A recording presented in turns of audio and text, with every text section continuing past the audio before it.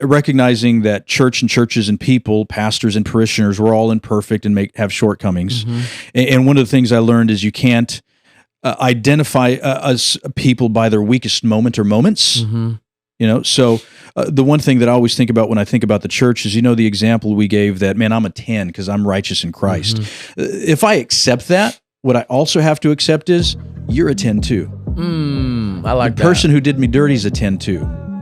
Right? The pastor that I felt for whatever, they're also a 10. And that's part of the community of faith.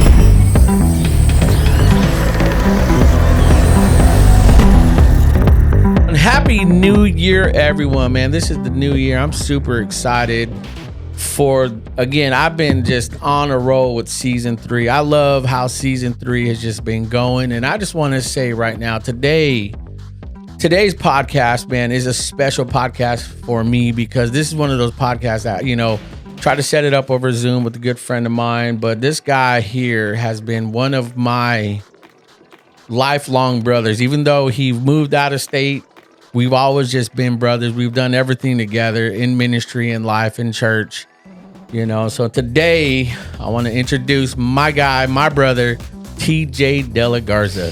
Hello to the still here crowd. How many people listen? What do you got, like 12, 13?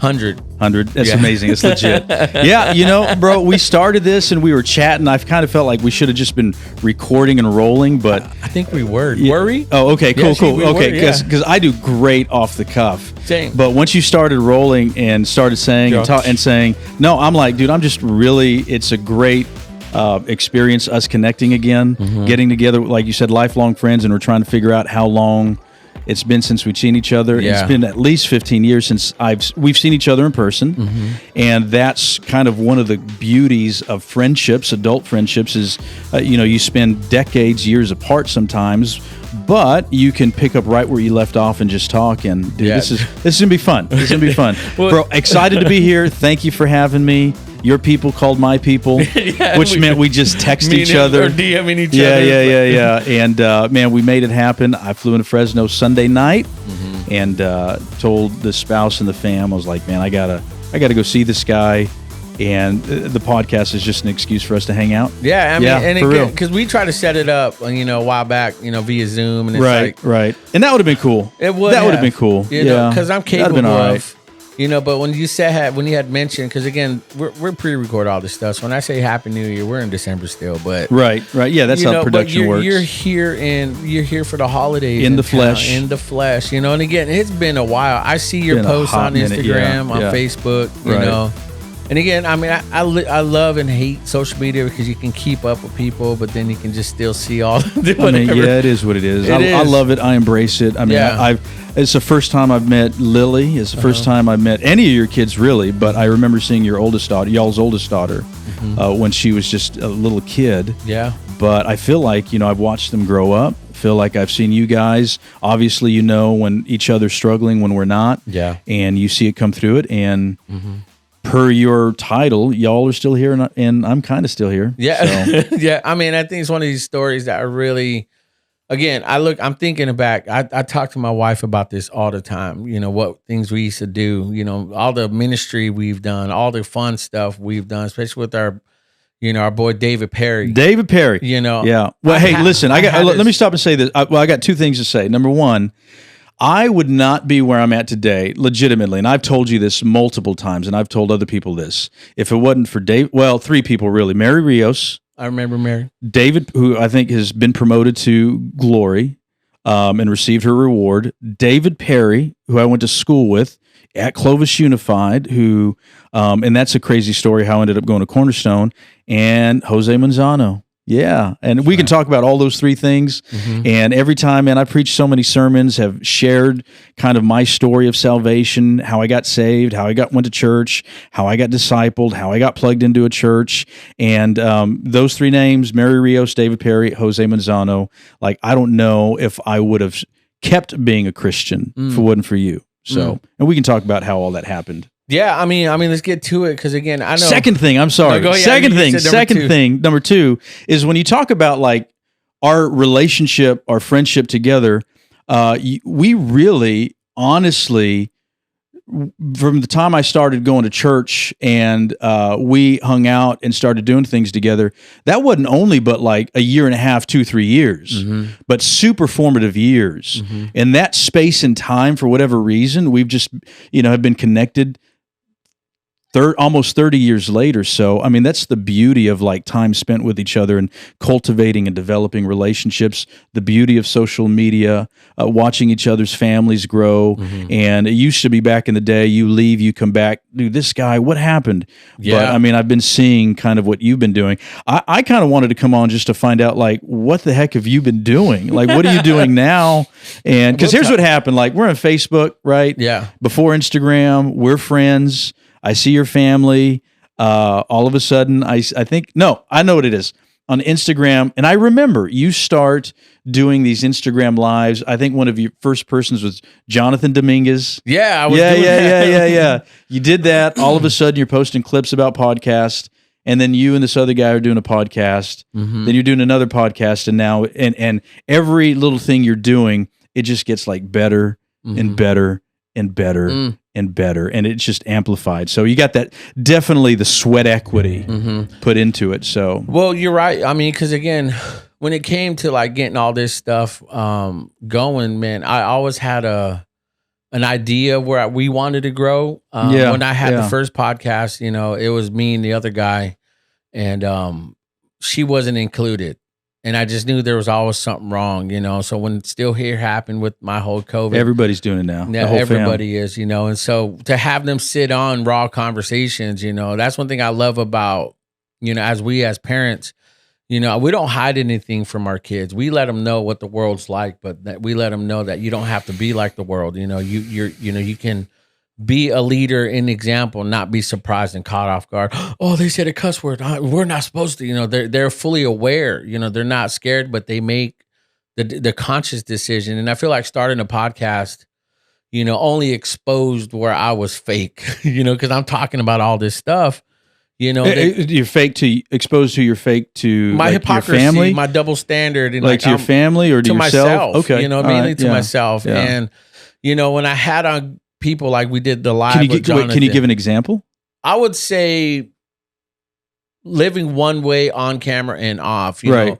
But like, is there a moment where you can say, listening to the podcast, and you're like, no, this is just not who I am? Yeah, well, there's this one podcast I shot talking about respecting people and, yourself. Yeah. And that day, I had a shoot. I used to work for a brewery here in town. It was of my own, not them, but I was doing their social media content work, all that. And then, bro, I started 9 a.m. to like 10 p.m. They were canning some amber beer, some red beer. It was good. Yeah. I started that day all day, man, and I just was wasted. And here I'm talking about respecting people, but I'm hitting on this dude's girl. I'm trying to fight people. You're wasted, like exhausted, drunk, or you're drunk. Yeah, I'm gone. And you're hitting on, and while you're married. While I'm married. Okay. And that, again, that's just the alcohol. My pod that I released that day was about respecting folk and yourself, and not living this fake life. And then someone commented on the teaser, because you see my teaser, though. That's not where you were last night. I'm like, jeez, you got caught. I got caught. That's the beauty of social media. Yeah. I mean, beauty of your social presence is like you can get called out real fast. If you ain't, if you're not living the way you're projecting yourself to live. Yeah. So. And I think that's what flipped on this, pod, especially when I got sick, man. It exposed my double standard of who I am. Because again, so you were living a double standard up until you got sick. Yeah. Is that what you're saying? Not up to, before I started noticing, well, again, once with Unfiltered, I started noticing things, man. I started changing. Okay. I started changing, and I wasn't doing certain things, and so when it came down to making the decision, that's when, I got sick, then Unfiltered we split, and then the recovery just kind of left me with my thoughts, especially and in you're the still hospital. Recovering, right? Yeah, my lungs, my breathing, all that, man. Yeah, those hospital times, man, would give you time to really think, because it's really, you have nothing to do, you're by yourself, you're alone, you have nothing but your thoughts, causes a lot of self-reflection and actualization, so. And that's what happened, and so, and I reflected on everything, especially seeing your post and a bunch of other people's posts. Sure. And again, like when we even now thinking like I thought about so many good times we had in ministry and church. Oh, bro, they were great. They're all great in my memories. Yeah, we did a drama and it was like a gang. We were doing gang gangs. drama. Yeah, and we were jumping you. There's this one particular. I don't remember which one you're talking about, but sure. But I'm it's sure like very predictable. For sure. Yeah. So we were in this jump scene where you're getting jumped into a gang, and you looked up right at me and went, bah! You punched me in my face. Really? Yeah, it was. I was like, oh, he got me. Yeah, but it was one remember of. That. I mean, but that was at the old Divisadero. Yeah, that was old school back in the day, man. And again, having you on is it's pretty cool because it's like that's all we did was hang out. Oh yeah. Oh, bro. I listen to a lot of podcasts. Like I feel like I always have a podcast going on when I'm driving. And in Dallas, I'm living in Dallas right now. We do a lot of driving. I mean, it's nothing for me to drive 400 miles a day just within Dallas, just because of life. Yeah. And so, I mean, I've listened to yours. Last one you dropped with the Sweat Artist, dude, fantastic conversation. But the ones that I gravitated to, and that the only ones of yours that I've listened to entirely, honestly, were you had Lodo on and his boy, and I was like, man, that's my guy, that's my dude. Yeah, had to listen to that one. Patrick. Yeah. Had to listen to that one, and it just, there's this connection to familiar. The past. Yeah, you want to know where you came from and who you came with, so you know where you're going or where you don't want to go. So. Yeah, and that's real, and I think I've learned that, man, because when it comes down to shooting these pods, man, I want to make sure it's relevant to all. Yeah, I have my standards, my beliefs, but I want everyone else to have theirs. At least they can talk about it. If I disagree with them, hey, we'll talk about it, Yeah. Shoot, and I'm sure, as this podcast goes on, we'll probably have a disagreement or so. I mean, I don't know. Yeah, I mean, you have to. I mean, it's like, listen, if you agree with everything, your friend group, your family, your community, if all of your agreements are the same on everything, you're really living in an echo chamber, right? That's not like, for whatever reason, the last 10 years, I've really come to hate the word community. Yeah. Because I feel like it's so overblown, and in some ways we're projecting this false image that we're trying to achieve that is just not really there. And really, if I can go off that tangent on a minute, I think when people say I need to find my community, we're really saying, man, I need to find friends. Mm-hmm. Especially, and I have to back up a little bit because I don't know if we've said this, but I'm a pastor. Yeah, I'm a minister. Get into all that. Yeah, too. every perspective that I have and the place that I'm speaking from comes from the church environment. Mm-hmm. And so primarily from the church environment in the evangelical world, I'm an unashamed Christian, and I use the word Christian intentionally, not some of these other phrases that my kids like to use. And I'm an unashamed evangelical Christian, warts and all, and that's my tribe. But I feel it's primarily with a lot of young adults, college, post-college, single adults, young marrieds, that they use that word, and it's like this. I don't want to say idol because that's so easy but it's this false image that they're trying to achieve. So. Well, I mean, let's get into that. I like that topic, being a pastor, because again, I've watched you grow, man. You're one of those guys when you got saved, you went in and it caught the attentions of like the leaders, the pastors around you. You became real, you probably shouldn't have, but it did. But from my point of view, I thought it was great because knowing where you've come from and the experiences you had before you got saved, because I remember this one particular time we were at the Wilson and you got up and, Yeah. That's the first time I saw my wife. Yeah. Well, first time I saw Veronica De La Garza, the future Mrs. De La Garza. Well, you were on stage and you gave a message, a quick 5-minute message, and it really just pumped. You know how Cornerstone was like, they were running around. And, bro. We were expressive people. Yeah. And so, but you were, that's where I knew it's like, man, this dude's going to be a pastor. I'm sitting behind you. I'm standing on stage behind you, watching you. And then it's like, and to see where you're at now, it only makes sense, but I see the maturity.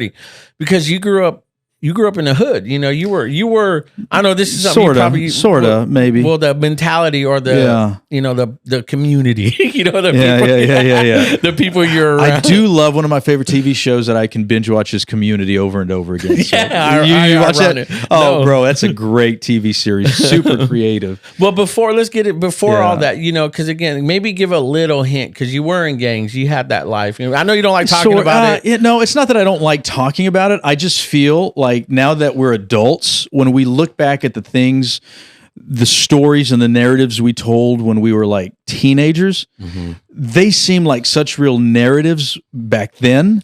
But looking back now is like, no, I really wasn't. I really wasn't. No, you know what I'm saying? You look like, the part. so that we're always we're always the heroes in the stories we tell. Yeah, that's right. real. That's just a human element. That's a human dynamic, and like I say that often. I teach a few introductory college courses at a religious institution and a philosophy class, and one of the things we go over two things. One is we're always the hero in the stories we tell, and secondly is we always ask the question. The old Platonic, going back to Plato, is like what makes human, and we can talk about that a little bit here. Yeah, so. definitely. Well, But you say like I hate like I know Pastor Jerry. He's like, this is TJ, and he said this, and he was a gang member, and I'm like, no, I really wasn't. I mean. In that moment, I kind of wanted to be, and a lot of my family members were. We all had in the valley. We all and I believed me, right? I believed the stories I was telling, like at 17 and 8, and was I a good kid? I wasn't a good kid. I wasn't a good person, but I don't know if like I was the person that everybody made me out to be, not just in church, but even like in school. You're like the blood. People felt sorry for me. No, I hate that, dude. I hate that so much. But I intentionally and purposely don't do that. But well, I know, but that's what I'm saying. But to see you come from at least that, sure, right. And we can talk about that. Yeah, we can talk about that. Yeah. But being a pastor now, you're a pastor out in Texas, man, or Dallas, Texas. Yeah. Let's get into that because you said the Christian community. You said you don't like. That's my tribe. That, yeah. I use the word Christian intentionally. Like and I say that because a lot of the common, I guess, fad or themes or what's in vogue is people say, "Oh, I'm a Christ follower." Hey, I'm a G. I'm a G. Whatever. I don't know. There's an author I started listening to, Joseph Castleberry. He's a great academic. He used to be the president at Northwest University, the Assembly of God Bible College in Seattle. Theologian, academic, Pentecostal church practitioner. And from him, just in engaging and dialoguing, he always says, no, I use the word Christian intentionally for two reasons. One, it's number one, it's the word that Scripture uses to define who they are. Right, and it's kind of this term that started in the Scriptures in the Book of Acts as almost like a pun from those who are not Christians to try to explain who this people group is that started believing in the death, burial, and resurrection of Jesus and the ascension. And so I like that aspect and story, and that can go broad and deep on what that means. But also, a lot of people get away from using the word Christians because historically through the centuries, the Christian community, the church community, has done some horrible things, and you can't deny them. And to me, it points back to the humanness of who we still are until we get to eternal life, and you can't deny that. And we can try to make it better, but these cycles keep happening over and over again. So I identify myself with the Christian community presently and historically, warts and all. So I mean, I like that because again, a lot of people, even me, I've said, take a drink here. Yeah, go ahead. Even when I've said, I'm not a Christian, I just follow Christ.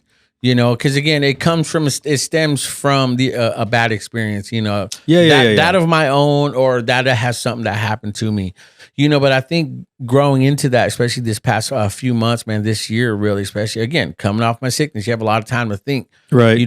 God really had restored my faith in him, and especially in a church, in a body, in a community, and so it's one of those things. Now that you heard, I hate the word community. It's the word that you're going to, I know. But now more than and my colleagues back in Dallas, like use that word in when I'm in their presence because they know I hate it. And so they do it on purpose. Oh, well, I'm trying not to, but again, it restored it, man. So, and I feel like now more than ever, we've come to a point now, especially now, I do, especially here on the podcast, man, I'm a Christian, I am, and so it's one of those things I know that has a stigma. Like when we get into that from your point of view, being a pastor, what do you feel like? Why do people hate Christians? Why do people seem it's obviously easy to clown Christians and make fun of them and say they're weak and say they're fake and say they're, everything, because we hear it all the time. Andrew Tate can't stand Christians.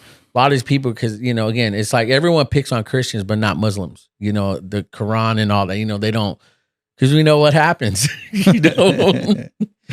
Yeah, man, I don't know if it's just Christians. I think every people group or ethnic group or socioeconomic group has the potential to be able to be stereotyped. I think maybe there's several reasons, and this is just stream of conscious thought, right? Maybe there's several reasons when you're asking that I'm thinking. Primarily, the most important one is what other community has been around as long as globally as the Christian community. So like Christendom, right? The Christian community historically through the centuries has had its footprint in every civilization and every geographical corner of the world. And so it's developed these unique maybe nuances that just can't be explained by those of the outside. The other thing, I think, maybe just from a scriptural perspective, and I don't even know if this is fair, but Paul does write to the Corinthian church that, that those who just don't know, don't understand the reasons why we do. In February, our churches, we're going to go through a series on the fruits of the Spirit. And so right now I'm reading a book by Zoltan Deutschen, he's a theologian and a psychologist, and he's trying to look at the fruits of the Spirit from a psychological perspective. And he classifies them in two ways. One is that every one of those traits that we read in the fruits of the Spirit in Galatians from Paul's letter to the church in Galatia are actually character traits that Jesus and or God the Father say of themselves, right? God is love. So one of the fruits of the Spirit is love, right? Jesus says, I will give you peace, not the world's peace, and he's really talking about the Roman Empire, but my peace. And the Roman Empire's peace, Pax Romanus, right, was really this transactional thing, that if you didn't do your part, then they were going to come and conquer you. And so here's Jesus saying, I give you peace, not the world's peace, and he's talking about the Roman Empire, but my peace, which is not transactional. And so there's all of those little intricacies in the fruits of the Spirit. The second thing he points out is the Greco-Roman world in the first century and beyond, and a couple centuries after, had lists of virtues. And when you look at the fruits of the Spirit compared to, say, Plato's list of virtues, they're complete opposites. So one of I think it may not be Plato. I'm just remembering all of these things, right? I mean, and it's a lot. One of these philosophers actually had pride as a list of virtue that a good Roman citizen is supposed to have. And so here's one of the fruits of the Spirit that is love, joy, peace, patience, kindness, goodness, faithfulness, gentleness, self-control. And we're told to be humble. It's not only countercultural, but just counterintuitive to the way we think we're supposed to flourish in society as we know it. It's this kingdom of God on earth. The third thing is the fruits of the Spirit aren't really character traits, but they're the image of God. And we can best gauge if we're being transformed into the image of Christ based on how we're exemplifying those things to those closest to us. So I think living counterintuitively doesn't make sense because people don't understand it, and so it seems odd. You look at Jesus in the Beatitudes on a Sermon on the Mount. Bless those who persecute you. That just doesn't make sense. Blessed are the peacemakers, not the person who is correct, but blessed are the peacemakers.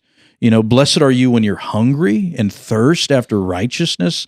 Blessed are you when you're poor.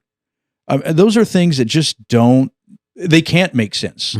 And so I think, speaking from the primarily Christian community, is we try to make them make sense, and they just don't. They can't. Yeah, and so hearing that, then, how's that like now, today's society now, this time? I think it's just odd, right? I mean, we're living in postmodernism, which one of the beauties and downfalls of postmodernism is we accept everything and don't question anything critically. Yeah. Or just even think about things critically. And so, and we're all about pleasure. And so yet I'm supposed to be chaste if I'm single and practice fidelity to my spouse if I'm not. And, I'm on the plane the other day coming, and there's this guy next to me, and we start talking, and he finds out I'm a Christian, a pastor, a part-time professor. I also referee soccer, and just to try to eke out this living in society, and he's just asking how much I make, and well, you could be making more. Well, I could, but this is something that I feel I could be making more, but I love what I'm doing, right? I feel I'm flourishing through it. And then we start talking about, he looks at the stewardess and makes a comment, and I said, man, I'm married. He goes, well, me too. But in his mind, as long as he's not doing anything physically, right, he's not being unfaithful to his wife. Where for me, like even even playing with that in my mind, right? I'm not being faithful to my spouse. And no one would know but me, right? No one would know but me. And so it's those things that I think is odd, is specifically contextually in the time we live in now of postmodernism, in the 21st century. And we can't even say in America anymore, but in the 21st century globally, it just doesn't make sense. It doesn't, because I'm guilty of that even now. And that's one thing I feel like I'm way too honest now. I'm very open about my thoughts, and I'm like, I think about that. I'm like, I'm with my buddies, and those guys are all the same, man. They talk about motorboating, the same girl. They talk about the same stuff, and it's like after a while, I'm like, this is people. This is life. This is who they are. Yeah. But it's again, how do I connect and reach them if I'm a part of that? So one thing that checked me again, that's one thing I said, I had to realize my double standard. So until, like you said, made me think, man, I think that, once you let it go in your thoughts, once you, it's like a living, and I think the reason why Christianity is hated so much, man, is because we feel like everyone thinks, they think they're perfect. They think they're this. They think they're... Yeah, so based off that, I think there's two things we could say. One is it's the standard that convicts us, that makes us angry at them. But also, I don't think we understand, even as Christians in the Christian community, but definitely the world, that if you're supposed to do this, why do you still have shortcomings, right? There's still failures. And I've said it all the time. I feel we say it in our church all the time, like, they're supposed to be Christian. Well, yes, they are. Yeah. But that doesn't mean like they're not human. Yep. Right? So one example I give, and man, we can switch gears here because I can talk about Jesus and Scripture all day, which some of you viewers may just not like and appreciate, right? We're probably getting cut off. But one example I give, like when I try to explain living by faith and receiving righteousness from Christ, the best way, and this is something another pastor taught me, is like, if me and you had to sit here, and all of us, me, you, Laura, Lily, your kids, and we had to say, hey, on a scale of 1 to 10, let's say 10 is like the most righteous person, you're walking on water, right? 1, you're deplorable. Where would you rank yourself? And, everybody goes, well, I'm probably a 6, I'm a 7. I got mad yesterday and, or maybe I did this a couple of weeks ago. I'm a 7. No one ever, number one, no one ever wants to rank themselves below a 5, right? We all try to give ourselves. But the reality is righteousness in Christ, unless I say 10, I failed. Because that's me trying to work out and judging my own righteousness. When part of the Christian message and the message of Jesus is, I give up trying to be righteous and I receive the righteousness that he gives to me. So I'm a 10. I don't deserve it. There's nothing I can do to attain it. I'm still going to have shortcomings, but I'm a 10. As far as when it comes to righteousness. Man, it's weird how you said that. My mind was gauging. It was like, did you give yourself a number? I gave myself a 2. Really? Yeah. I really did. Because again, it's not like this level where like I know, because I know who I am, and I'm the literal guy that, God has chosen the foolish things of this world. God has, so I've learned that like I'm the foolish one. So if he can use like a foolish dude like me, again, it's not of my own, it's of him. So anything people see or experience is not on my own, because I know what I can do on my own strength, and it's not much, but because of his strength, people know, okay, we know that's not him, but look how he's walking and who he's walking with in him. Yeah. And if I can show people that hope that they can attain that, I feel like that's where I believe I want to give a new light or get rid of the old cliche of Christianity to show. And I think to your point, the other thing you talked about, why don't these other religious groups, like people don't clown on them? And I think other religious groups in their context and their place in the world, like really try to shape society and the world around them to fit their beliefs, where the whole Christian message is, we're strangers, we're strangers passing through this place. We're looking for a city whose builder and maker is God, like Abraham, like they say in Hebrews.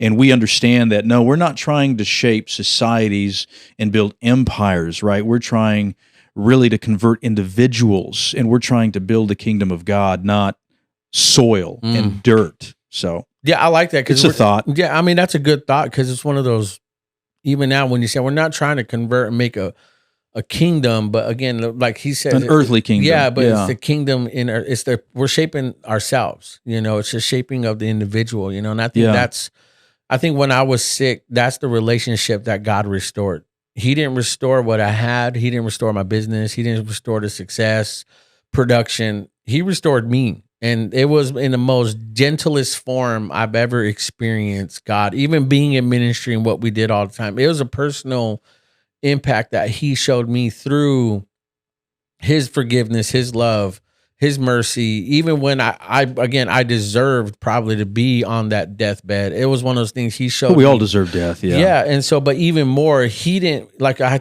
was on a Lodo and Phillips podcast, and I don't know if you saw that one. No, I didn't. Oh, Lodo Phillip. Yeah, it was one of those things where like we all deserve it, but God was never that one person say, you see, this is why you're here. He never did that, So, and I think I want to change my whole lifestyle for an action to see it, not just keep talking about it, man. Because again, to have conversations like this, it's only encouraged me, man. It's only showing me too, man. You're very educated, very educated. Yeah. And there's a story behind that, but yeah. And it takes a lot of time and work, and and it just shows where I still need to grow and want to grow, man. And again, it's not one of these things where someone forced me, someone's making me, man. It was just pure, man, just patience of God just spoke, and I've learned that through my wife. Our beginning marriage, time of our marriage, I was very immature still. And she was patient, never clapped back, never argued, never threw thing in my face, anything. And I never, if I don't get that, I don't know what to do, And so it's not like I was, I was just mean. Like I've said, I was just mean. But her patience, her prayers, only showed me where I lacked, man, and God's patience. Yeah, and you got to give yourself grace, man, because a lot of the things we only do what we're shown, and part of, not part of just maybe just life maturity, but just. I think the Christian life and maturity and being empowered by the Spirit is learning just to break those cycles, and yet realizing that there's one quote that I love that we're our ancestors' dreams fulfilled. And recognizing that we're constantly these beings in becoming. So, but anyhow, you talked about we started all this pastoring. Well, because I think you've answered it, man. You said where I was at Cornerstone, you saw me. Which, by the way, the time I spoke on stage, I remember at Cornerstone that was the first time I saw. The wifey. I got to say it again. Yeah, shout out to the wifey. The first time I saw the future Mrs. De La Garza, and I remember while I'm speaking, thinking she is beautiful, and she's worshiping right there in the front. She has a black little sundress on, and one of the moments that I hated in our marriage is when she chose to give it away. I wanted her to keep it, and it is what it is. It's just a symbol, but yeah.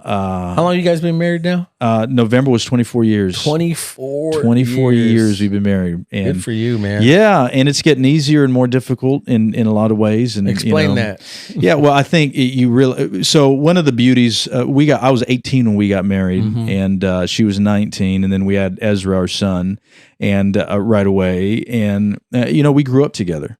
All of our formative experiences as young adults, as college age students, as we just grew up together. So all of our firsts, experiencing restaurants and locations and vacations and destinations and the Grand Canyon, hiking Yosemite, and all, and then we just didn't really know we were struggling when we were struggling.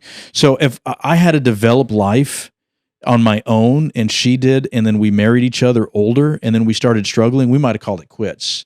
But I was just so immature that some of the moments when we were fighting and struggling, we just pushed through them inadvertently, most innocently. We were unconsciously incompetent, right? Unconsciously incompetent. Sometimes I feel like that's better. It is. So it's this level of growth, right? You have to grow. You have to go from being unconsciously incompetent to being consciously incompetent to actually grow. But the hardest thing is once you're consciously incompetent, you recognize that you lack, and people do one of two things. They either grow from it and start asking for help and humbling themselves, or they make excuses and reasons for why they do the things they do.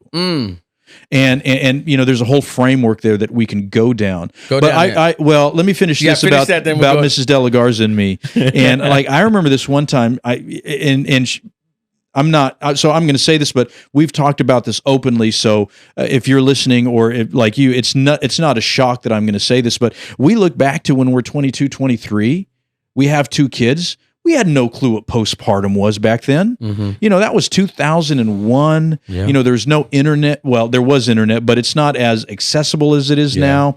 There's not all these websites and groups. And I remember being in the hospital and holding my son, and there's this constant loop playing of what to do with your newborn. And I remember them saying, "Are you ready for somebody to come take your kid because you don't think it's yours?" And I'm like, "Yes."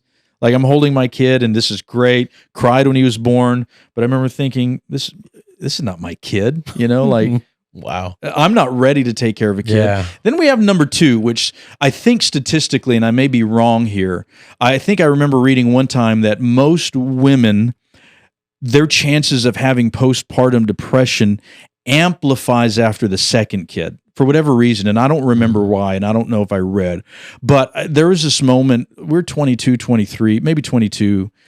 She's 23 maybe. And I can't get into all the details because it's her story, but she's fine with me sharing. When we look back now, we really think that she had a nervous breakdown. But she was just so immature, and I was so immature that we didn't know. And so I gave her some really bad advice that I would never give now, like, baby, just got to get through it. I would never give that advice to anybody now. Yeah. And she listened, and she pushed through. But now, 20 plus years later, we recognize our own physiological makeup, that if we're just burned out or stressed, like, okay, I will say this. I realize now, 24 years later, I think I just realized this last year, how I get angry. Like, all growing up, because there was a lot of yelling and dysfunction. People went from 0 to 60 real quick. And so in my mind, when somebody got angry, they were throwing things, they were yelling, they were slamming doors, they were saying things like, "You can do what you want," but then, like, on the back end, like, yelling about how they're so disappointed while they're walking away, and then passive aggressively coming back hours later and saying things like, "You did it, didn't you?" For me, that was anger, right? It was rage. But I realized, like, maybe a year or two ago, that when all growing up and all through our marriage, I prided myself on the fact that, no, I'm not an angry person. But it was because I'm not throwing things, I'm not screaming, I'm not hitting anybody, right? I'm not being passive. That was my grid of what anger was. But I realized, like, maybe 2 years ago, that when I get angry, I really disengage and I go silent, and I just don't care. And so for me, it shows up like when we're trying to make a decision, do you want to, no, I don't care, do what you want. That's me being angry. And that is equally as unhealthy as somebody throwing things in the house. I feel like that's worse because it's the unknown. Maybe, it's the unknown. Because you're left, even the spouse, because I've done, maybe you chime in on this, Laura, big time. Because again, we have 3 kids. And I'm going to move here because my leg's falling asleep. No, yeah, go ahead, move around, dude. 40-year-old circulation in my legs. So, and again, it's one of those things where I had to learn. I was that way too. Yeah. We all are. Yeah. And again, like you said, we didn't know because you put in didn't know. Yeah, and like we were younger. And the people that raised me didn't know. Incontinently didn't know. We didn't know. Yeah. And I look back at now, I'm like, dang, I wish I didn't say or do that. I wish I didn't act like that. I wish we would have waited. We talked about, man, we rushed things and we had Kaylani outside of marriage. But I knew I wanted to be with her, but I wish I was intentionally more consciously mature. Yeah, and so what happens is, and I'm doing this with my kids, I think from a counseling perspective, that story, my story, you start looking at your kids doing things better than you, and you start getting jealous of them. I used to. Yeah. Can I tell you a story? No, I still get jealous of my kid. I get jealous of my kid has more money in his bank account than I do right now in his savings account. And he's probably going to get married next year. Good for him. Yeah. I remember you saying that, but there's a particular moment. I was working at a brewery in Sanger, and we started noticing skills and stuff that our kids have and abilities to learn quick and do things. And my oldest has a photographic memory. She can remember certain things once she listens to a song, done. We introduced her to Whitney Houston the other night. First thing she was singing that song, memory, it's weird. Yeah. But my son has this new thing about him, man. It's not new, but this thing I wish I was when I was a kid is very compassionate, caring, respectful. He introduces himself. He's very open. And I'm thinking, man, I wish I was like that. And then I started telling my buddy Tommy in Sanger, I was like, just all this. And Tommy asks, are you jealous of your son? Yeah. And I'm like, no one asked me that. I'm like, I am, so I realized, like, man, I got a problem, So that's when the turning point happened to me. And it's because I knew I don't want my kids to be like me. I want them to be better than us, but on the path they choose, because I never want to force anything, but we do have, foundational guidance. We never want them to detour from, Sure. But the thing is, I want them to know, like, look, you make the choice to be a better person. You make the choice. We'll help you, So again, it's one of those things where we focus on, look, grow you, we'll support you, but man, remember, just keep God first as much as you feel you want. Because I can't make you be a Christian. I can't make you follow God because, I'm doing it because you think it's gonna make me happy. You make yourself happy and let God show you that, and again, it's a spiritual. It was a spiritual awakening for me, man, because I knew where we lacked, and again, I don't want them to make decisions like we have. But if they do, they know how, I guess. I don't know. Again, it's parenting. We have 3 teenagers. Yeah. So I'm convinced, like, the most horrible realizations in life is I'm a lot more like the people that raised me than I want to admit. Come on. And I start sounding like my uncles, and I still do it. Mm-hmm. Second hardest and you got to give your adult parents some grace, because there's no textbook. They're doing the best they can. Mm-hmm. Like, I can get mad at my family, but realizing that my family was just struggling, and so they didn't have access to mental health resources. And so their coping mechanisms are addiction, and that's what they do, but they're still hustling. Yeah. I've never been hungry. As bad at the very worst in my life, I've never been hungry. I've never not had a place to stay.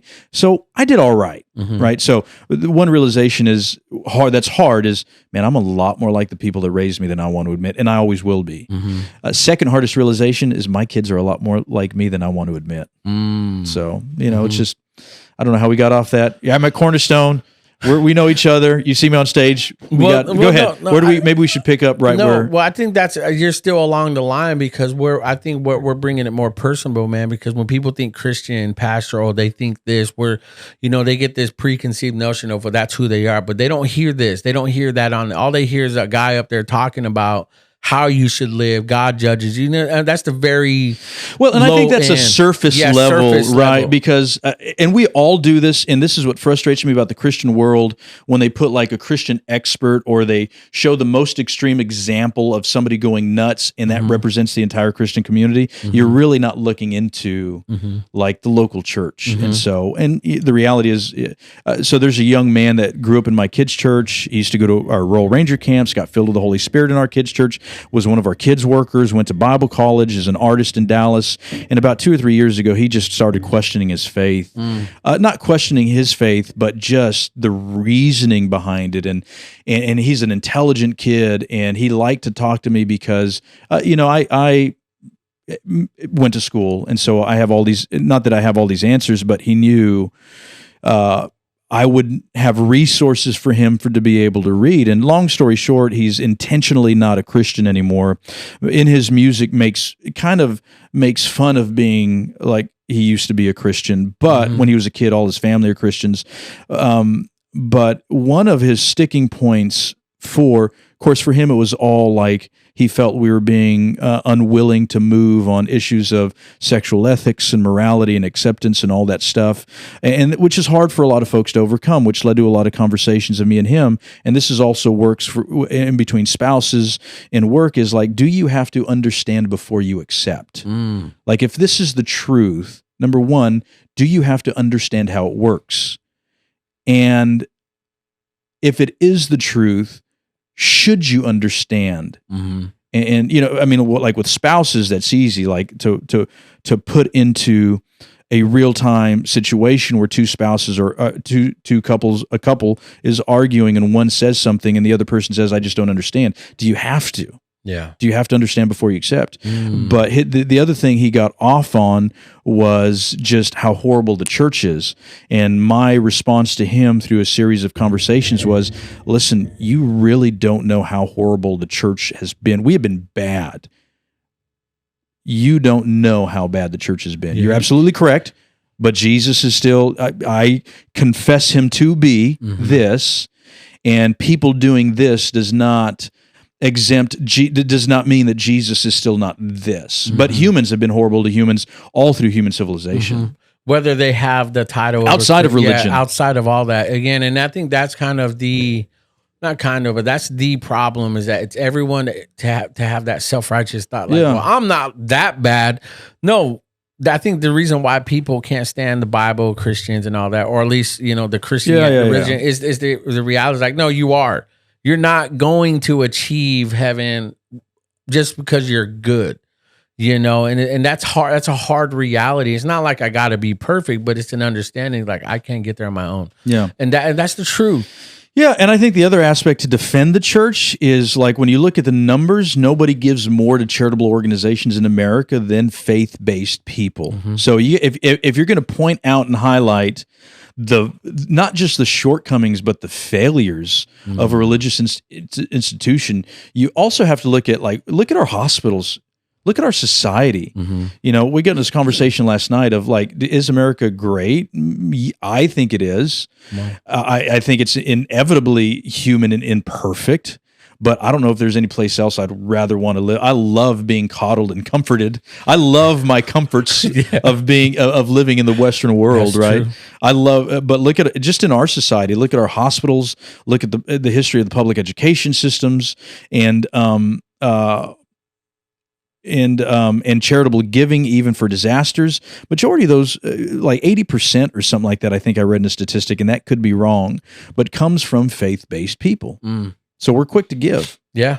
I mean, again, it's easy to point out the obvious and what's easy, and so It's human nature. it is, and I feel like on this show, I want to highlight that, man, we're all humans. We all make that mistake. So not one person is better than the other. Yeah. Don't come at me with that self-righteous, well, I know, I'm my third eye universe God, I've ascended. It's like, no, you're not, man. You take a dump just like me, bro. Relax.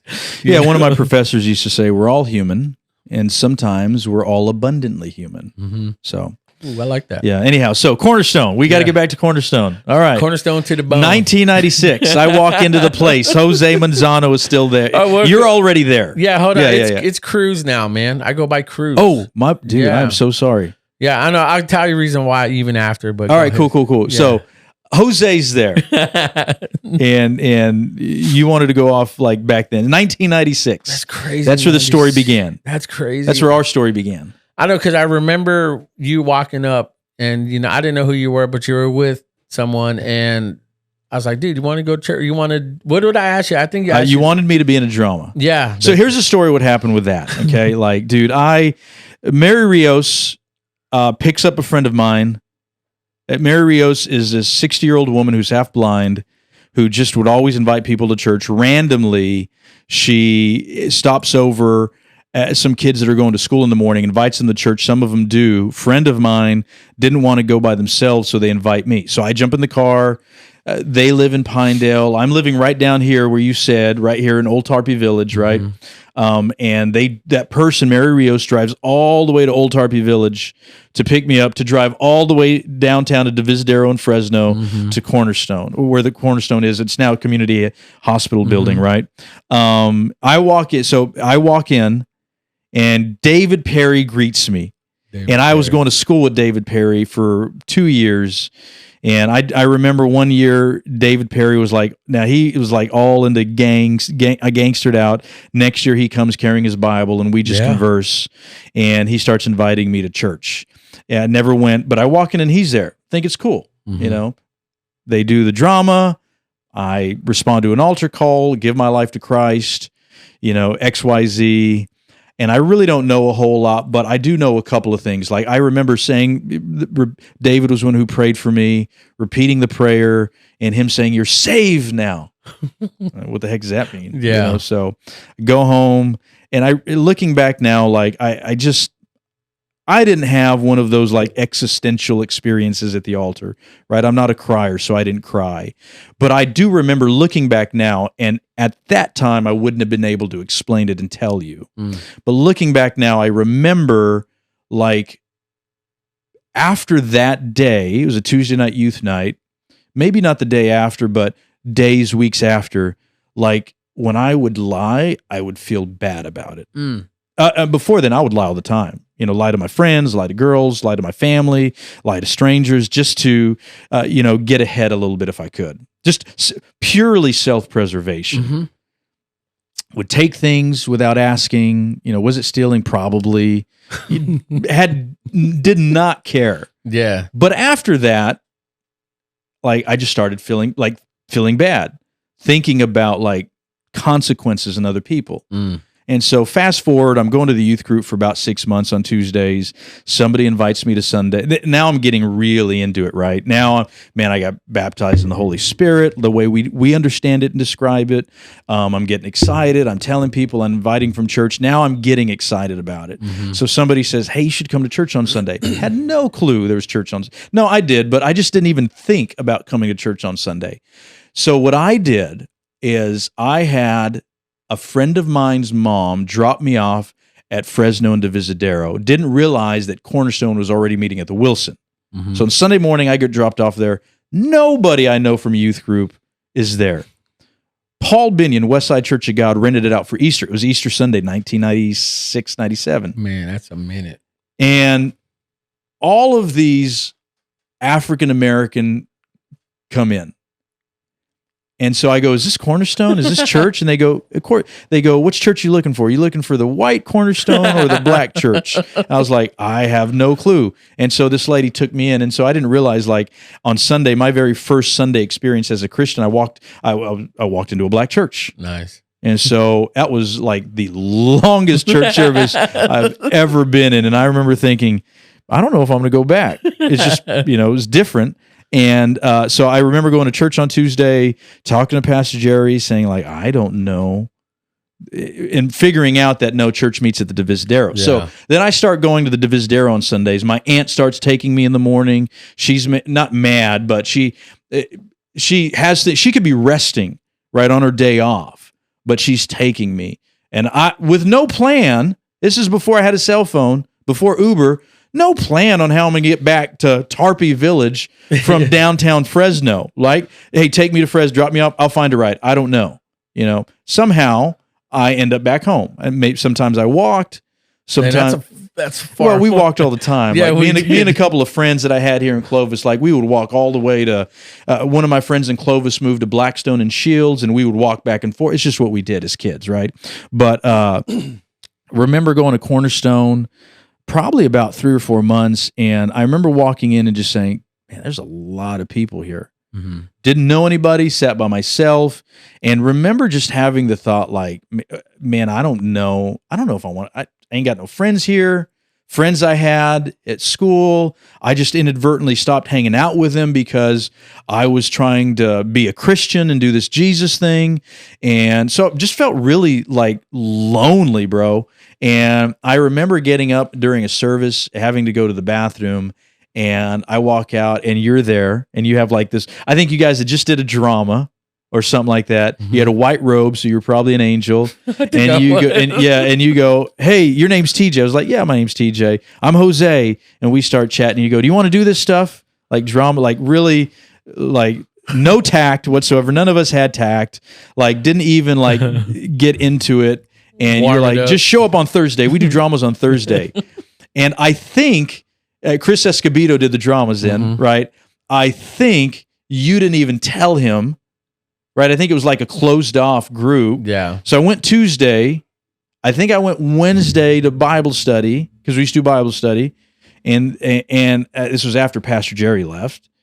And then I'm in the alley by myself, and Chris's car rolls up, and you and him get out, and you go, "Hey!" and you like introduce me to Chris. Right. You introduced me to Chris. This is the guy that's gonna be in the drama. So that, bro, kept me that connected me to the life of the church. And so then I started getting in dramas. After Sundays, like I would go over to your house, you and your brother, we'd hang out, go back to church on Sunday night. And I think one of the first Sunday night things I went to in youth group, Yak and Snacks is what they did.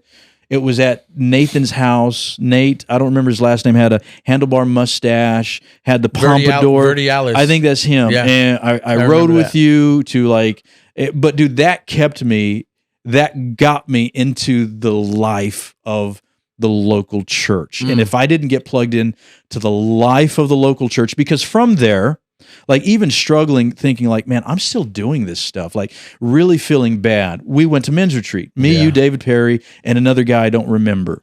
And because I think your dad went to men's retreat. Ed Young. I think Ed Young paid for me and asked me if I wanted to go. Like I said, getting into the local church and having people know me and learn about me so that they can reach out and say, hey, do you want to go to men's retreat? Mind you, at this point, I'm a senior in high school now. I think it's 97, fall of 97. We go to this men's retreat at Heartland, and it's cool. But one of the most spiritually formative things that happened in my life, we're at men's retreat, we're playing, we're having fun. Then we get in the cabin and everybody starts talking, and they start talking about their struggles. And I remember thinking, here's Ed Young, who's younger than I am now at the time. But in my mind, he's like this grown adult. Yeah. That's this super Christian that has everything figured out. And hearing men like that confess their shortcomings. And I remember in the moment, in real time, just sitting on the bunk thinking, man, me too. Right? Because here I was all by myself thinking I'm the only one that is dealing with these issues. Right? And hearing a group of men who in my mind are spiritually they were spiritually along farther, but thinking they're spiritual giants and I could never attain and be like them. But hearing them confessing things that I am struggling with as well just made me. But all of those things, it wasn't one moment, right? It was David Perry inviting me, Mary Rios driving me, you reaching out to me, Chris driving us places, Ed Young paying for me to go to men's retreat. It's the community of faith, bro. It's the fellowship of the saints that built my Christian life. And the reality is, but the same thing happened in my growing up years, just in a different way. So. I mean, that's beautiful, man, because you don't use the word beautiful. Yeah. It is beautiful. Yeah. You didn't say that's cool. That's tight. That's beautiful because you don't know. It is. You don't know what you do for people. Yeah. I didn't know that. Bro. And every time I tell my story, I mention Jose. So I may not say your name, but I say this one dude. And there's multiple stories. Say my name. No. Okay. All right. Is that Rihanna? Yeah. All right, Rihanna. Beyonce. Yeah. I don't know one of them.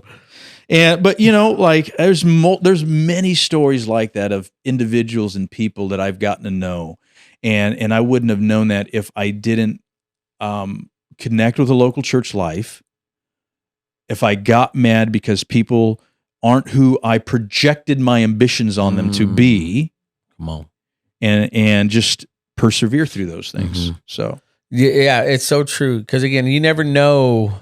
I mean, I feel like that's my message to my example I try to live to my kids and my family. It's you never know who you impact. Just, you're going to have your bad days. Let them go, let them run their cycle and then just move on. But remember, we're here for a bigger purpose. It's not of our own, but just to, I don't know. Again, you never know. I didn't know most of all this. Yeah. I mean, this is new information, I didn't know how it was going to end up in the moment. You just, you take opportunity. Now, I could have said, no, man, I don't want to go to drama. Right. But I showed up. You reached out. I showed up. I could have said, no, I don't want to go to church. Mary Rios was there, but I didn't show up. I think it was Ed Young who paid for men's retreat. I could have not gone. And because all of those moments were moments that they were really awkward for me. I didn't know anybody. It's a new space. Everybody knows everybody else. You're the new guy. So yeah. And it's intimidating, man. It's very intimidating. Yeah. And again, I think even now being out of church for some time, we've gone back, visit. It's intimidating to start over too, Yeah. But, heck yes. Are you guys not going to church now, or you are? We are, but it's been a minute. It's been like a few weeks. So you're not. But yeah, we're not. Yeah, but it's been a few weeks. Yeah. Are you guys in a relationship or not? We are, but we're not. Well, I guess we're not. I don't know. Yeah. But again, I've learned now. It's just got to start somewhere, man, because you never know. And we're in a big crossroads. I think I'll talk to you after this because no one knows about this, man. But this is a public announcement right now. No, it's not. It's not. It's not going to be. You can't. Are you taking this out, or are you gonna say something major right now? No. Oh, okay. I'm serious. Bad. I mean, all y'all gonna be on a cliffhanger, man, listening and watching. But I don't know, man. Now let's get into what are you doing now? Because I don't know how much time do you have left? Oh, bro, you got time? I got time, but can we take a break? Yeah, we gotta. I'm getting a phone call. Go ahead, take that call. I'll carry it. I'm getting a Mother Nature phone call. Oh, go take that call, man. Yeah, I got. Yeah, it'll be a quick call. Quick call. Go to 5. I'm gonna keep it going. Go ahead, roll. Man, as TJ goes pee, huh? Just go out through the door. My son will show you. Caleb. Yeah. Caleb will show you. They're good. He's good folk. But it's a trip again, Lily. You know, you guys are listening and watching. You know, I mean, this brings me back home to where I started, I guess, in my belief as a believer, as a Christian, because you guys heard me talk about this a lot. And my goal now is not to just be over preachy and be, you know, because again, I don't want to say I'm over that, man, but I do feel like I'm getting a newfound respect and love, appreciation for that, you know. And so, I mean, Laura, what do you think? I mean, you've been sitting in here listening to all this. Just going off of what you're saying. I mean, we are here to tell Lily, get the camera on her. Here stories, you know. Mhm. So that doesn't mean we're only one group of story. Yeah. Or, you know, this is everybody's story. Mm-hmm. This is everybody's still here moments. So we're not going to be selective, you know, and we have tons of people in our lives that, you know, don't go to church. We have people in our lives that do go to church, but we need to be able to relate to everybody and not just exclude them. Oh, this is you don't they're believe Christian. or think like that. Yeah. Right now.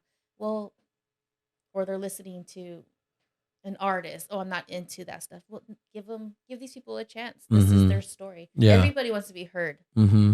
I like that. You know, it's true. And I think, again, I never want to get locked into one category. Again, I believe, you know, like TJ was saying earlier, you know, I am a believer. I love God, man. I'm a follower of Christ, you know, but me more than just saying that is more important because I want to just live it. And it's not one of those things where I throw it out there just nonchalantly, like, oh yeah, I'm a Christian, you know, but act one way or the other outside of what I say and believe, especially being on a podcast, you know. And so, dude, talking to you now again brings me back into like man, just I was telling my wife right now, it brings me back to more appreciation in my relationship with God more.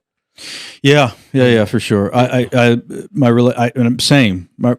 relationship with God and the church. So remember, well, you remember, and we don't. I don't want to say any names. Number one, because I feel that would be gossip. But I feel you would get it and I would get it, and whoever's connected gets it. We can reference moments, but recognizing that church and churches and people, pastors and parishioners, we're all imperfect and have shortcomings. And one of the things I learned is you can't identify us people by their weakest moment or moments. You know, so the one thing that I always think about when I think about the church is, you know, the example we gave that, man, I'm a 10 because I'm righteous in Christ.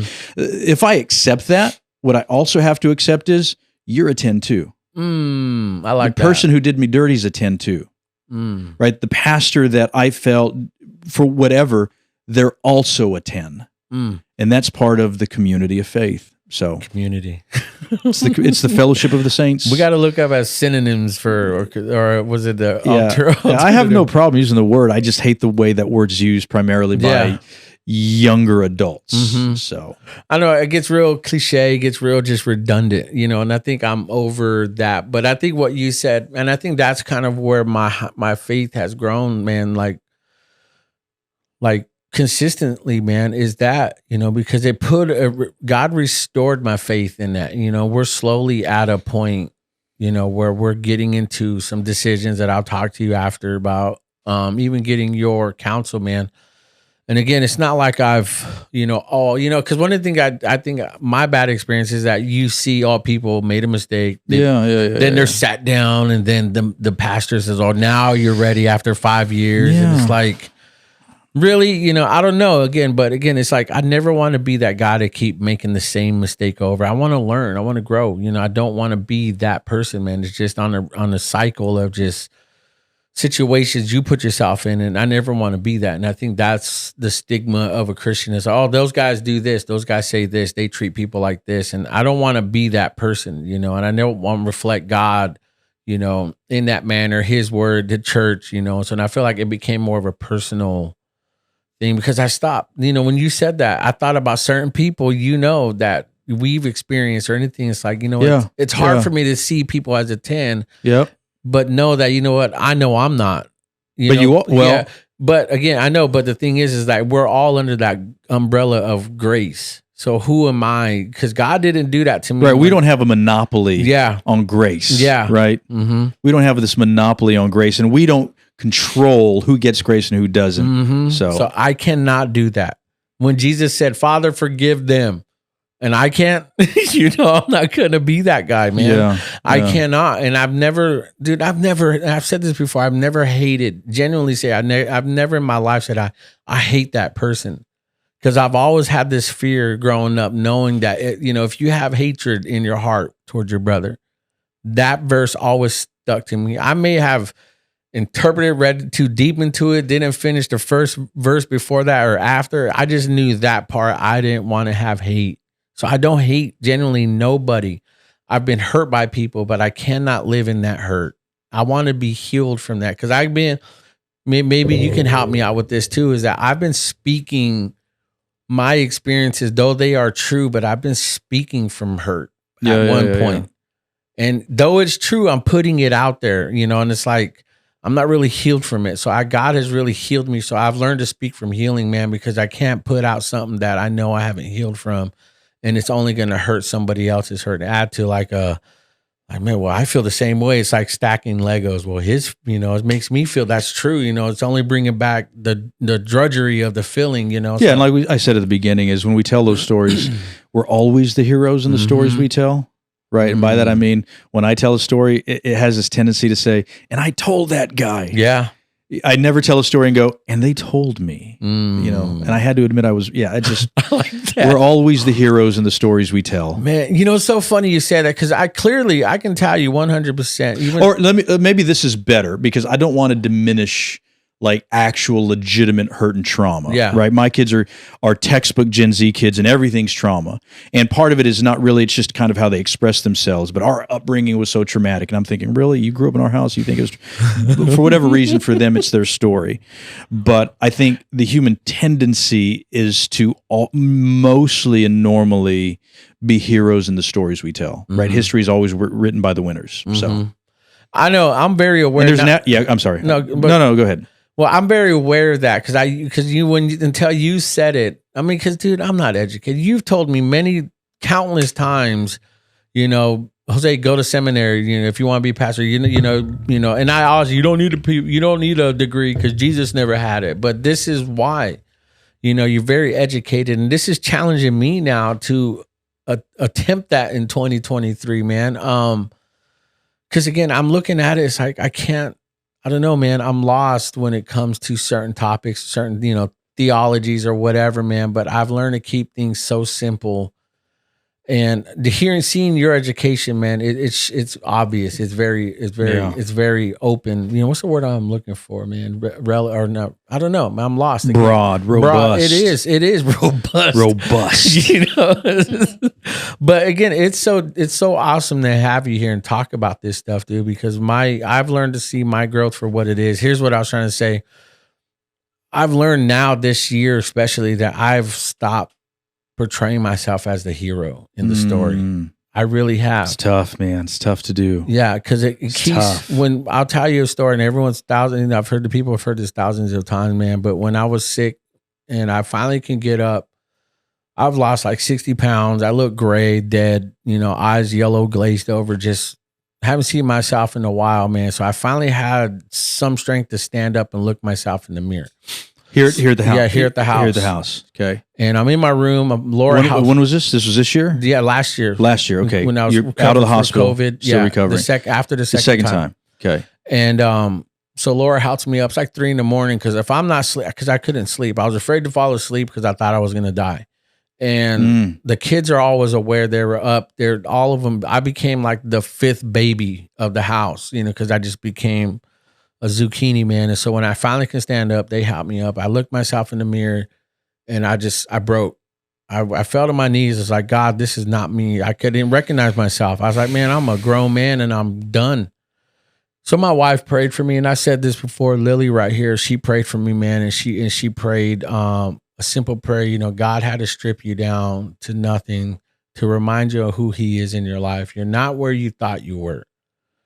And I've lived that since that prayer last year, that I'm not where I think I am, and I'm not afraid to admit that. I'm not afraid to know that, hey, I'm not the hero in the story. And I think I've accepted that more because, again, I'm now more open and honest. If someone asks me, hey, are you like this? I'm like, yeah, but I'm growing. It's hard to admit that because, again, if I feel like now I'm not growing, dude, I'm stuck, and I hate feeling that. That's why you see on my series, on my show, it's like season 1, just, normal. Season 2, let's step it up. Season 3, if I want to grow, I want to keep constantly challenging myself to grow and attempt new things, new topics, because this is the first podcast other than like Lodo, but getting into the deep relationship with, at least we have as brothers, as really good friends, as Christians, and getting into the story, of that, or just that life story, man, is really challenging me now because it only shows, again, where I'm lacking and where I need to grow still. Again, I'm 41 years old, and I had this mentality before I got sick, and even she can attest to this, man, is that I thought I was there. I thought I was it. COVID made us. When it first happened, it made us. My buddy Roski, he was like, COVID either made you or broke you, and it made me, and I let that get to me. And I thought, man, people know me. Dude, when I was taken away, dude, I was nothing. Yeah. And so you got COVID. Did you, and you right away went to the hospital, or like you just got sick and you're trying to recover at home? You were at home a week before. And then, like, at what point did you know, like, man, I need to go to the hospital? What point was that? Was it September last year? It was like 3 days. August. 3 days into it? Yeah. You got it in August? And what was happening? Like what was happening to you from your perspective in your body? Well, I just started feeling weak. I started feeling, it felt like the flu, but worse. Okay. Because we have all had the flu, and it just feels like your body's just... But it's getting worse. Yeah, it's getting worse. And then I started realizing, when you take that deep breath, and it's like you feel that nice gulp. That's like, ooh, yeah. I couldn't do that. Okay. So you felt like you couldn't catch your breath, or what was happening? Yeah, I couldn't catch a breath, and I felt like I needed strength. So I was like, I made myself go lay out in the backyard during August. It was hot, but I needed sun. So I was like, I just needed to feel alive. I felt like I was dying. Yeah. Because I needed to feel the heat, and I couldn't feel that. I didn't lose my sense of taste. I lost my smell, but I just felt like I was dying. I told Laura, I got to go in. And bear in mind, my family we were all down. Everybody was sick. Yeah. Oh, all y'all, like all 5 of y'all had it? Okay. Everybody the same level of sickness, or I got the worst. You got the worst. Lily, you were bad. We were just down. Okay. No energy. Just Yeah. They were.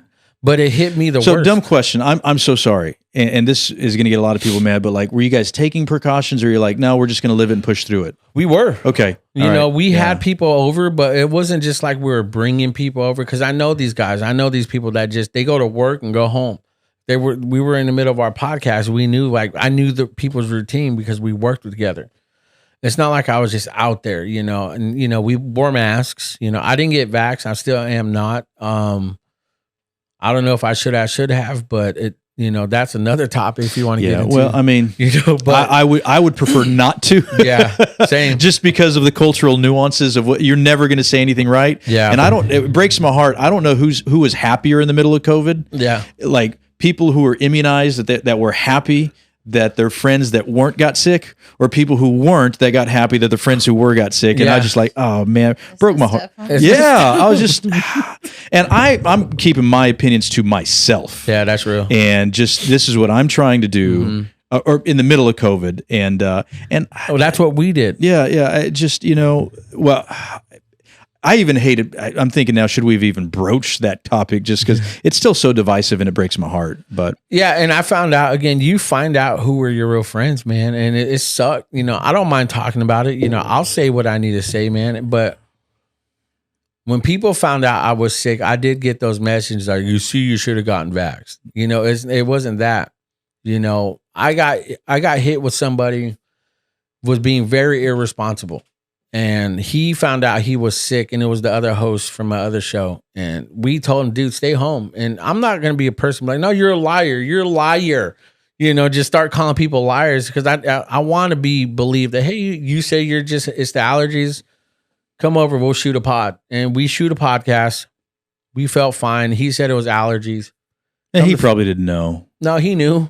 Okay, maybe we should edit this part Yeah, but out. that's what I'm saying. Yeah, well, I'm very open about just- that, you know. But that's the thing, though. That was the tough part because I trusted him, and because I knew if I felt any type of way, I would be like, screw it, lock it down. I wanted to be very just responsible, you know, on the at least our end, you know, take the right precautions, man. But he didn't, and so that's kind of what tipped it over. And we were end up in the same hospital on the same floor. He just had it like 4 or 5, 6 days, 7 days before I went in or something like that. And then, yeah, dude, it was one of those things where it's like that went downhill from there, you know? So I wanted, you know, again, I've lost friendships because of that. And, you know, but again, what a crappy thing to happen to our nations because again, it showed the world, you know, just split friends, family, all that just for something. And, but after all that sickness, man, during the recovery was the hardest part. You know, because again, I found myself at the lowest point in my life,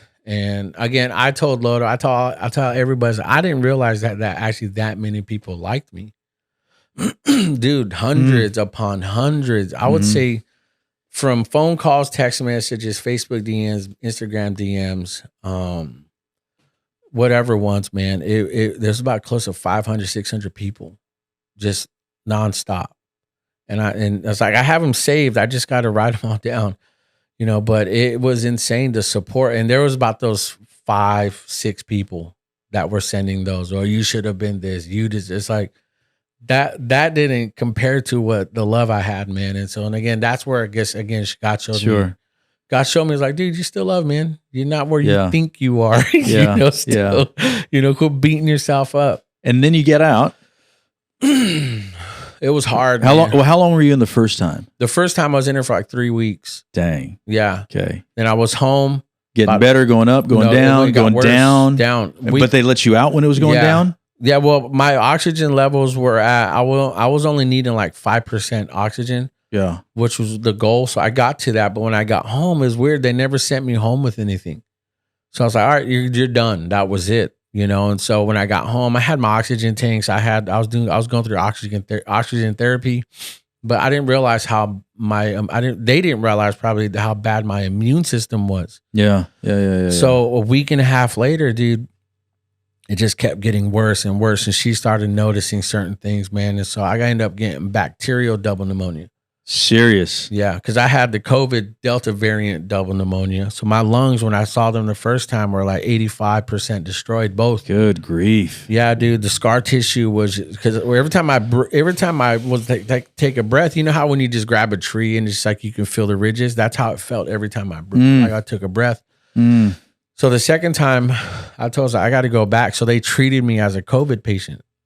You know, I didn't have it. They just treated me as a COVID patient. So the second time you went back in for the pneumonia? It was bacterial double pneumonia. Yeah. And so then that's when it got worse and messed with my health. Kind of just, my lungs got destroyed twice. Yeah. You know, they were filling up with liquid. And so if we would have waited one more day, he would have been gone. Yeah. Serious. Yeah. But because we were we're relying on oxygen tanks to be portable to take him, we were just, hey, let's just wait because we get a whole shipment tomorrow. You know, it's just so, and we were talking to nurses. I was on the phone all day. Was there any moment, Laura, you thought, he can go? No. Insurance policy is paid up. He served his purpose. He'll provide for us better if he just gets promoted. He just gets promoted. Yeah. I'm sorry, I interrupted you. That's kind of my way of trying to process. My natural bent is to go to humor. Yeah, it is. Right, as a coping mecanism. So probably a bad joke. But you were saying. No, but good thing that we took him in because it was really close, and he didn't have a lot of the symptoms that, you know, pneumonia has. Is he wheezing? Is he doing this? He didn't. But golly. Yeah, it was really close. And so what was the recovery process like coming home from the hospital after having double pneumonia? You had to have an oxygen tank with you wherever you went for how long? Well, no, it was the whole time. When we got home the second time, we knew what we needed to do. And that we had one of my doctors there was actually, man, beautiful. Just the second time around, man, it was just the doctors and the nurses were just amazing people, and they took the time to tell me what's wrong. They gave me like a whole, because there's times the whole time that I had to be on my stomach prone for 16, 17 hours a day. Jeez. And I had to get up to move around. So, but to move around is like I ran a marathon. So it was very hard for me to do anything. So they pretty much I was just flopping around. I had no strength, And so when I finally started figuring out how to get strength, is one nurse guy's like, dude, I had what you had last year. So he wrote down his whole list and stuff, man. And so I started following the schedule, and I was in there for another 2-3 weeks. And I started following that schedule to the T, because the first time I was trying to purposely leave, I was fighting. I was like, I need to go. I can beat this at home. I would have died. Second time, I was like, no, I need to know I'm here, and this is what I'm doing. So I threw everything out the window. So this is it. So when that finally happened, man, the doctor's all right, you're ready to go home. So I went home.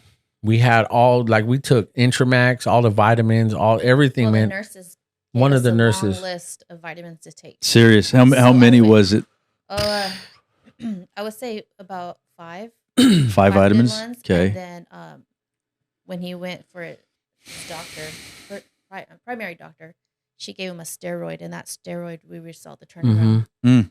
Yeah, but that thing made me a diabetic too, so I had to change my whole eating. Are you diabetic now? No. Oh, it'd be back then. Yeah, Okay. back then, and so, I mean, maybe I am, because of my eating, but we just, the recovery was hard, man, because I couldn't just get up like, oh yeah, I gotta go pee. Just go. They had to wheel me, or our living room became the room where everything was done. Hospital room. Everything, man. And so the simplest little things I So you had a bedpan out there? Everything. Golly. No, the chair. But it was scary for me to move from here to here. Golly. It was seriously that scary, man, because every time I did, I couldn't breathe. It would take an hour for him to use the restroom. Serious. We'd go through a whole process of an hour. Yeah. Every time she had to leave, we made sure that I had to at least use the restroom when she was here.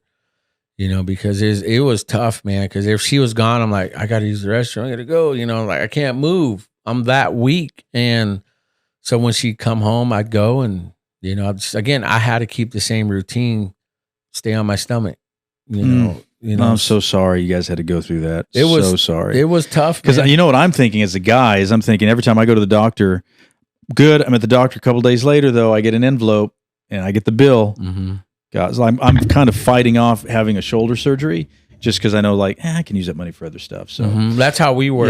Yeah. You go through COVID, you go through some, or for you, a sickness, pneumonia, you go through something like that, you get that low, man. The health and coming back to your body is the beginning of your recovery, because then you have the added stress with like the financial aspect that causes. And would you rather have my husband, my spouse, my dad here, even if we have to, you do all of those mental gymnastics in your mind. If you're like me, I'm probably sitting there thinking like, man, I just cost my family all this. Well, I'm Native American too, bro. Oh, I get hooked up. Okay. So again, we're blessed, but that was far from my mind, man. I was like, I just need to be home. I didn't realize you did make preparations. He did tell me what he wanted me to do if something happened. He told the kids. We had our last big conversation about that before. The night before I went back in the hospital. So what was that like? Like you just pull your kids and say, hey, we got to have a talk. Yeah. I mean, Lil, if you want to take a break from, we haven't talked to you. You want to talk about that? You don't have to. Yeah, you don't have to. Yeah. Okay. Yeah, not right now. But Laura, from y'all's perspective, from both y'all's perspective. Just hearing him talk about not making it just broke my heart. And I know it was getting really serious when he actually thought those words and made them come out. I was like, dang, this guy he's losing his faith, or he's losing his. So did you go into fight or flight? Did you go into like, we're going to get through this? Or did you start thinking like, we're not? Well, I wasn't giving up. Yeah. I just knew I couldn't help him anymore.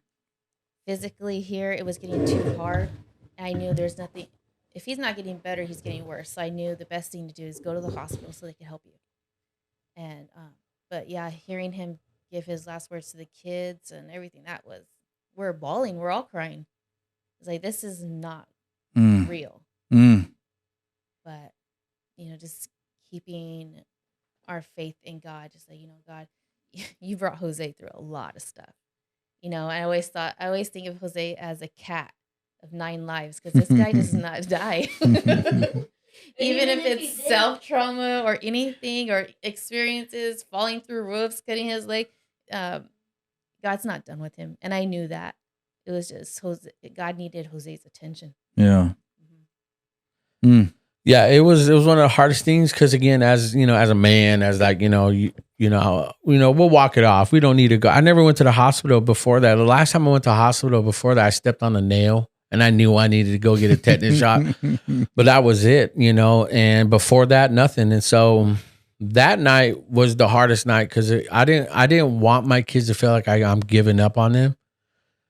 I wanted to show them like I'm accepting this, and maybe God needs my attention. Maybe God, I don't know, but I wanted to make sure, like, I apologized to all of them how I was, and how I would treat them. And, when you said, when I get angry, but I shut off too, before I shut off and stuff. And so I was like, look, I went from top down, man, especially to my son, especially putting an expectation of what a man is. Right. I'd never wanted to do that to him. And I found myself doing that. And then that night, I remember telling him specifically, look, son, this is when I realized it's okay to be better than me. I don't want you to hold yourself back because you think I'm going to be mad.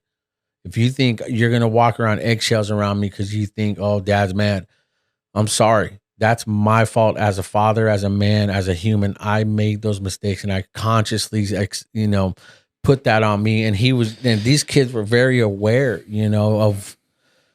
they were very aware of that conversation. And I told them, look, I want you to achieve your best level with our help, but because knowing you can do it, not because you think it's going to make mom and dad happy. It's not about that. What you're going to do, God's going to do in you, and we're going to be there to support you, even if it surpasses us light years. Guess what? I want to know that. I want you guys to know you don't need to make me happy unless you're not happy first. Yeah. And all of them. So, dude, I'm loving the conversation. I feel like me and you were catching up. This is probably a super boring podcast. No, I'm not. But do we need to get back to Cornerstone? No. 97, baby. No, but 97. But that's what I'm saying. It's real, man. Yeah. I kid you not. A lot of people have heard these stories, man, but still they haven't really heard details, And again, to talk to you about it, I mean, if you want to end it, I'm down to end it. No. I'm good. I'm good. But I can go on. Whatever questions you have, I'm down to talk about anything too, man. But again, when it came to them, it was more important because you look back at what you were taught. Like my parents didn't know what they were putting on me. I didn't know that. They did their best. Man. Yeah, they did their best. And look, and now that we're aware, now that we know, and now that we have like the mental health and what's the problem is, like now we can focus on it and dime in on the problem, and they are aware again of that. Like the reason why I'm a Cruz is the only reason why is because my mom sold me my brother's identity and never fixed the name on mine. It's supposed to be Jose Gregorio Cruz. I know it's Gregorio. I know that. I know that since we used to laugh about it. You guys called me Gargoyle. We call you Gregorio. Yeah. Yeah. But now my mom, Barbara. It just seems like Gregorio. Yeah. Oh. Hey, Gregorio. He's here. Yeah. And that's so funny because now it's Jose Gregorio Manzano Cruz. Got it. Manzano. So that's why. I went by Manzano in 2000. Up till 2006, I got my job at Channel 24. I got the job. The HR was like, we need to talk. You have 2 last names. Why do you have 2 names? Or 2 last names? I don't know. I have all these names. Well, we're not going to hire you. So come to find out, I'm supposed to go by Cruz. So I went by Cruz since 2006. They're all under Manzano. Yeah, bro. Like, dude, it's probably the last time we chatted and talked, man. I'm sitting here listening to all this and thinking like, dude, I'm glad we're friends. I'm glad we can connect, see each other every now and then, but like lamenting that I don't know all this stuff. Mm-hmm. So, but I mean, that happened to a lot of us. I mean, I have passport issues just because De La Garza is my mom's last name. It's not my dad's. My birth certificate has my dad's last name. And it just, it's the communities we come from, bro. Mm-hmm. Jose's birth certificate says father unknown. Yeah. Really? Yeah. All my other siblings have all my dad. His dad. Every time. Yeah. Mm-hmm. Fidel. Yeah. Are you really? Yeah. I don't know, man, but I don't know. I mean, that stuff happened in those hospitals back then. So Yeah, my mom, she was 17, 18 when she had me. Yeah. Yeah. Young, man. My dad was a Now, creep, you, your brother, and your sisters all same mom and dad, right? from what I know. Yeah. Well, them, you know. I mean, y'all look alike. You guys can tell y'all are brother and sisters. Yeah. You guys all have the same features. Mhm. So, That comes from my mom, big time. yeah, You know, especially me and Juanita. Me and Juanita are straight up twins. for sure. For sure. Yeah. And Junior and Letty, Yeah. twins, Straight up. right? Yeah. And they're the shortest ones in the family. You know? Right. You know, that comes from that Oaxacan side, you know. But again, I mean, it's. Yeah, I was going to say something about Oaxaca, but go ahead. No, Not like the Fresno, was it the Museum Artes Americana? Yeah, They're doing a Oaxacan thing right now. Are they? Yeah. I didn't. They're doing like some Oaxacan artists. They're showcasing him. I was thinking of going, but I don't know. We may not. I was looking for museums because our daughter's a history major and she wants to be a history professor. Oh, wow. Or a museum curator. And so, which is a very small market, but she's wanting to work towards that. But we were looking at some museums to go to. Oh, that's cool. Yeah, I mean, it's right downtown, you know, right there. So, I mean, I don't know, man. What do you think? We'll end it out, man, because I'm kind of getting hungry too. But We didn't even get started. We're still stuck at Cornerstone? 97 and Cornerstone, well, dude. I mean, I think what do you got planned for the future as a pastor? Because I know you went through some transitioning. You know, we don't need to get into crazy details, but what are you doing right now then? What do you find? Where do you find yourself? Where do you want to go in like 2023 as a pastor? Are you going to start your own church? Because I know you talked about moving I'm back not going to start a Fresno. church. No, I'm not going to start a church. I mean, so where I'm at right now, I work on staff as a pastor on staff at a church in the Dallas area. Love it. Church kind of went through a pastoral transition. I helped with that. And I feel like I am built, made, called to be a pastor of a Christian community. And so that's the trajectory of my life that I'm trying to get to.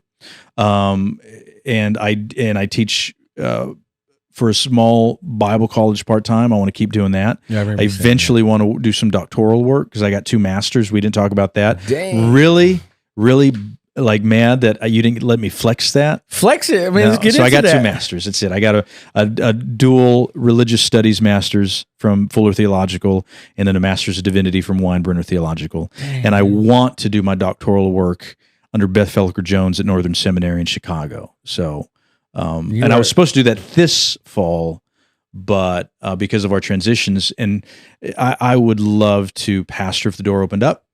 So I've talked to a couple of places, just didn't work out. One place I thought was really sure of, was really frustrated that didn't work out, and I have my reasonings for it, but it's whatever. And then partly, I'm committed to being in my tribe, Assemblies of God, committed to being in the evangelical world, which has this tendency to be very reactive. And so I'm only going to interview at AG churches because that's the church I went to Christian school at. That's the church I got saved at. It's a church I started in ministry at. That's the church that helped me. And so it's my tribe, and it's definitely not, I feel like a round peg or a square peg in a round hole, theologically and with practice and with my life experiences in that specific community. But how are you going to make it better unless you stay and embrace the tension, right? If I leave, it's just going to get worse. And so one of my callings that I feel in my life that I'm supposed to fulfill is to be to others what I wish I had and never did. And so I'm supposed to be a stepping stone. And unfortunately, one of the things with stepping stones is stepping stones are meant to be stepped on.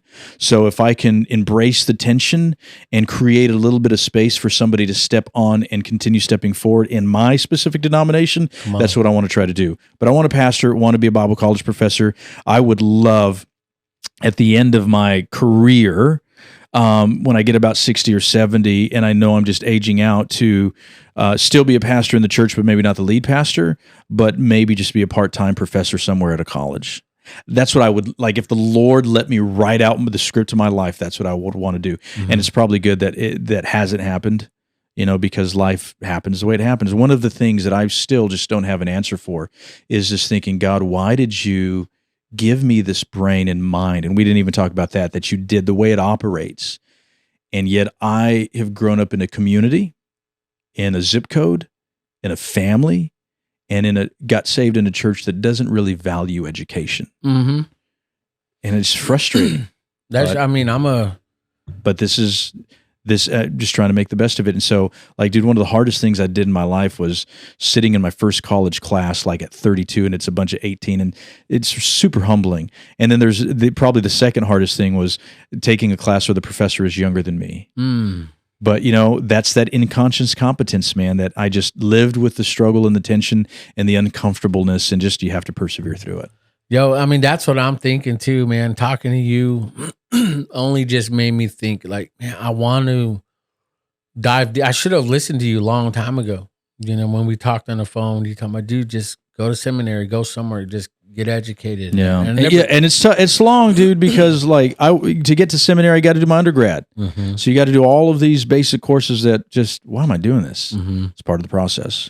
Yeah, and I think I don't know where I'm at with that. I've definitely been praying on that, man. Because it's a lot of work. You've done a lot, dude. It's tough. It's a lot. It's a lot. Let's talk. Let's flex on that. What's one of the that's fine. What's one of the hardest struggles you faced in that? Where did you feel like, man, I'm done. I don't want to do this no more. Yeah, I don't know if I've ever felt like that. I always wanted to I don't know if I've ever felt like I'm done with education. I feel like it is. For me at this point, the way my mind's wired, and not everybody needs to go, right? As far as I've gone educationally, and not everybody should. But for me, it's become one of, I feel even if I get a doctoral degree, I'm going to be the dude that's always in a class because I love the scriptures, right? It's something I like. It's something I want to get better at. And I feel one of my callings through seminary that I felt in the spiritual formation class is just, the reason I'm there is because I want to be a better disciple. And that was my motivating factor. Like my first spiritual formation class, why are you here? Professor just keeps hounding us. We get broken up in spiritual formation groups. We're hounded with that question, why are you here? And for me, it was like, well, I want to be better prepared. Well, there's not a lot of Hispanics that have theological education. I want to be an image. Yada. And he's like, no, outside, why are you here? And for me, just praying and thinking and reflecting, I realized that, okay, I want to be a better disciple. I want to make sure that I'm following Jesus the way he intended for us and he intends for me to follow him. So that's why I'm giving myself to this. The back end of that calling is I feel that I'm supposed to be to others what I wish I had and never did. So the space for my calling is the local church. The audience for my calling is for those who also feel they want to be better disciples. So that's like my niche. That's my framework, right? Like for those who have also discovered Jesus and want to be better disciples, I'm there to help them. So because I had that framework already worked out, I don't know if specifically the education aspect that I felt I ever wanted to quit. If anything, like Veronica had to hold me back because I was doing too much on that end and maybe not spending enough time at home or at the church. Yeah, well, that's about to ask. Where was your family and when you're going through like schooling and the calling and all that? Because I know that's well. I mean, the beauty of the time we live in is I did most of it online or a hybrid or through Zoom, and so I'm at the dinner table listening to lectures while my kids are doing their work as well too, and Veronica's having to do things. And Fridays were an all-day reading event for me, and then I'd stay up late to write and. I'd show up to the office an hour early, stay an hour late, and would do my reading. So we navigated it into a normal rhythm for us. I'd have a book, we'd watch TV or a game, and there'd be a commercial, and I'd be reading the book during the commercials. It's just a lot of little things like that, man. They were there. I was there. So I really don't know if that's an answer to that question. Well, I mean, I feel like it does, because again, it's like you found a groove, you found something that works, a lot of people just do and like, all right, we'll catch up. It's like, well, you're along the ride. And that's another frustrating thing, man, because like a lot of my friends that are professors now, like they went in person and I never had that experience. And so part of my struggle now is recognizing that my experience was just as, I don't know if it was just as good. I mean, definitely if I wanted to do the career professor academic, what I did doesn't work. But I'm a natural networker, at least I feel I am anyway. So I made some networks, but like I lament, like, why God, how come I couldn't actually go? Why couldn't we pick up and go to that seminary I wanted to go to and just live there and I'd be in person? It just, we couldn't do it where we were at with our kids. And so now I'm constantly having to remind myself that I do have I am good. I belong. Yeah. I belong to this academic community and I can speak into it And so one of my goals is to bring my Pentecostal experience to my world of theological education, and to bring theological education into my space of Pentecostal experience. Dang, that's deep. That's deep. 1% of anybody who will ever listen to this will understand that. Yeah, that's what I'm saying. But again, a lot of people don't know. They just think all church is church, pastors are pastors. You're a pastor, you're here. Yeah, you've gone to school, no, but there's so much more into that. It's like somebody going out to be a straight up doctor or a surgeon or engineer or somebody that's just, there's a lot to it. And it's not just like something you do. It's like, I'm a pastor now, I get paid. Yeah. No, there's a lot you put into it. I have 2 masters, and I'll say that over and over just as a unashamedly backdoor brag. If you want to come up with a quick monologue. TJ Delagar has 2 master's degrees in theological education. No.